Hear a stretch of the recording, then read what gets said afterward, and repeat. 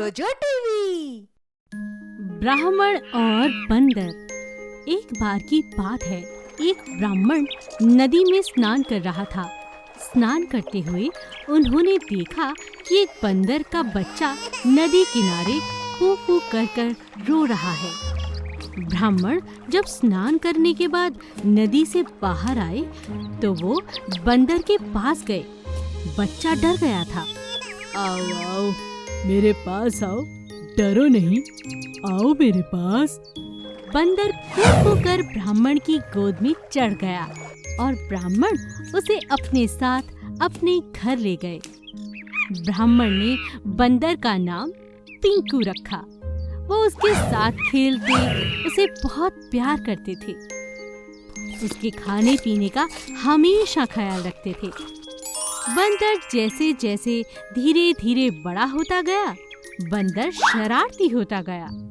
ब्राह्मण जब भिक्षा मांगने जाता और जब भी घर लौटता तो उसके लिए फल लेकर आता। एक दिन वो भिक्षा मांगने गए। बाबा जी, हमने सुना है कि आपने बंदर पाल रखा है। बंदर नहीं, वो तो मेरा पिंकू है। वो तो मेरे बेटे जैसा है। रोज उसके लिए फल ले जाता हूँ और उसे आम और केले तो बहुत पसंद है। तो लो बाबा जी, आज मेरी तरफ से उसके लिए आम ले जाओ। शुक्रिया भाई, खुश रहो। थोड़े आगे चलकर बाबा को टमाटर वाला मिल जाता है। बाबा जी, आपका बंदर तो सब्जी भी खाता है।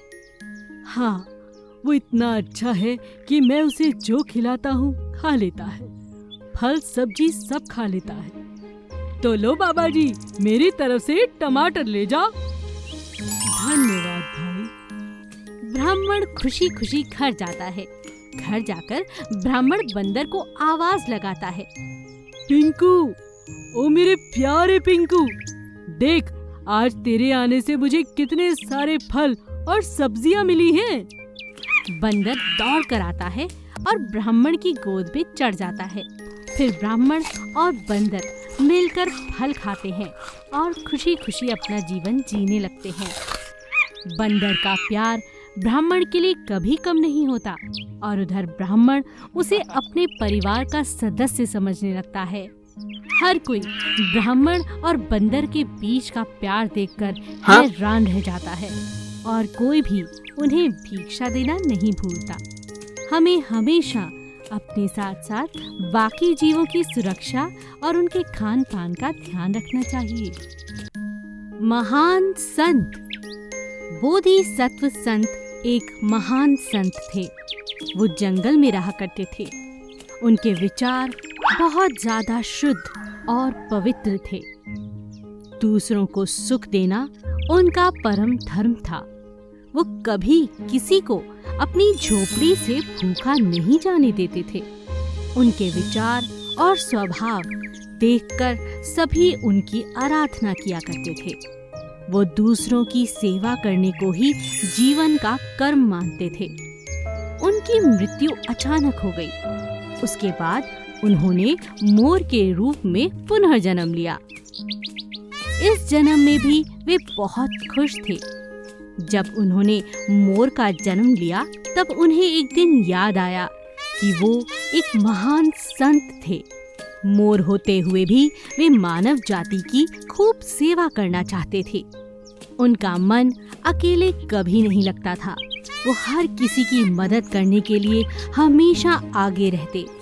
जंगल के जानवर हों या फिर पशु पक्षी, कोई भी हर किसी की मदद करने में उन्हें परम आनंद मिलने लगा। एक दिन मोर के रूप में उन्होंने सोचा, कल तो बहुत बड़ा शुभ दिन है जब मेहमानों को भोजन खिलाना चाहिए। मुझे कुछ तो करना ही होगा, मगर अब मैं एक जानवर की अवस्था में हूँ। आखिर कैसे भोजन पका सकता हूँ? उनके पास मेहमानों को भोजन खिलाने के लिए कुछ भी नहीं था। फिर उन्होंने अपने शरीर को ही भोजन के रूप में दे देने का फैसला ले लिया। फिर एक दिन देवी माँ दासी के रूप में उनकी परीक्षा लेने के लिए पहुंची। मैं बहुत भूखी हूँ साधु महाराज, सफर करके बहुत थक चुकी हूँ। मुझे कुछ खाने को मिल सकता है? देवी दासी के रूप में थी, मगर मोर समझ गया था कि उसका परम कर्तव्य क्या है, भूखे को खाना खिलाना। मोर ने आव देखा न ताव और सीधा आग में कूद पड़ा। अपनी जान देकर उन्होंने भोजन का प्रबंध किया।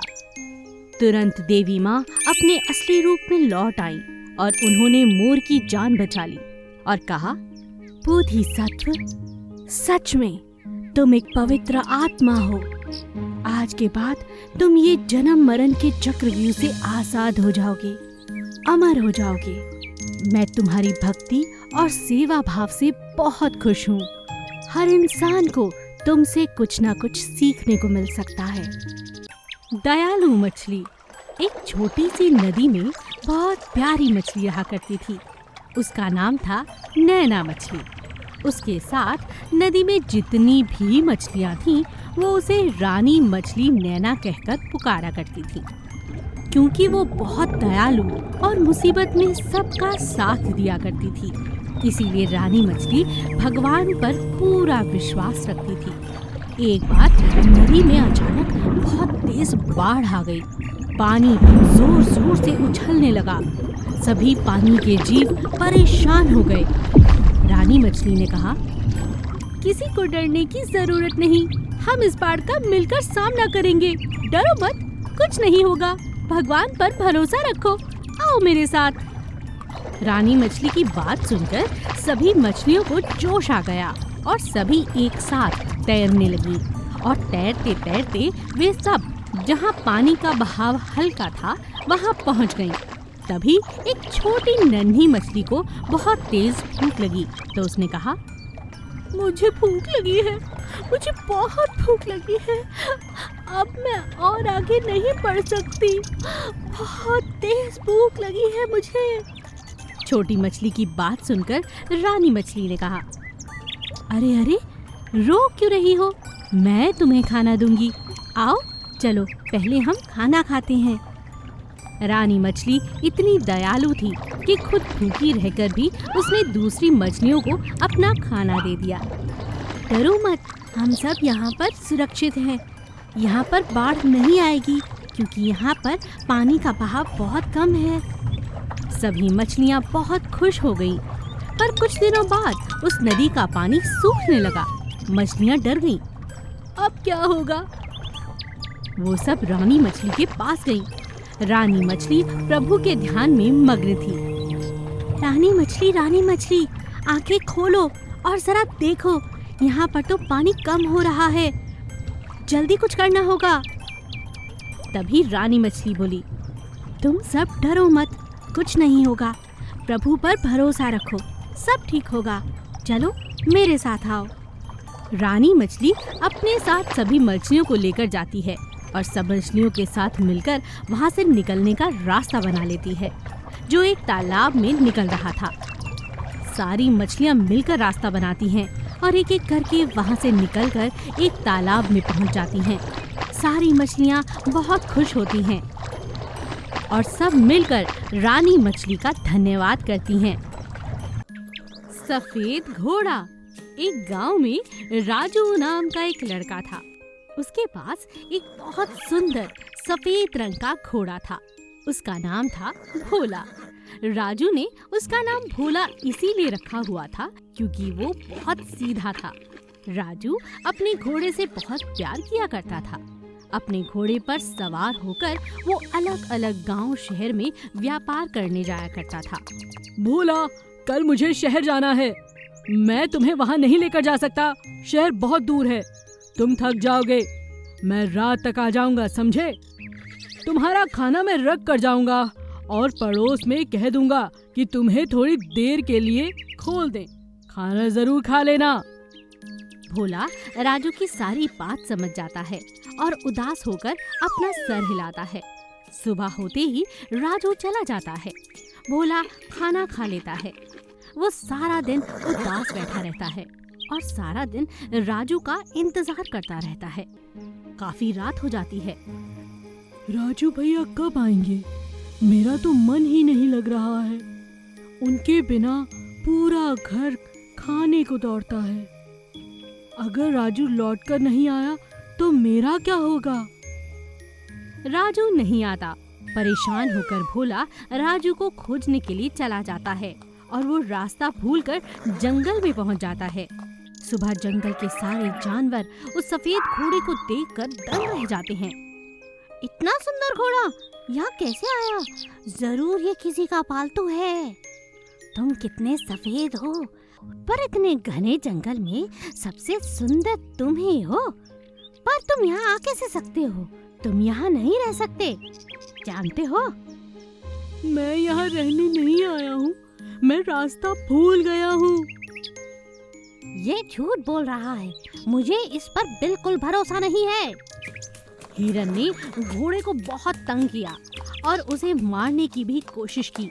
हिरन ने उसे बहुत भगाया और भगाते भगाते अचानक घोड़े को रास्ता दिखाई दे जाता है और वो हिरन से बचकर अपने गांव वापस लौट जाता है और अपने मालिक के घर पहुंचकर ही ठंडी सांस लेता है और सोचता है, बस अब राजू नजर आ जाए, उसे देखे बिना मुझे चैन नहीं मिलेगा।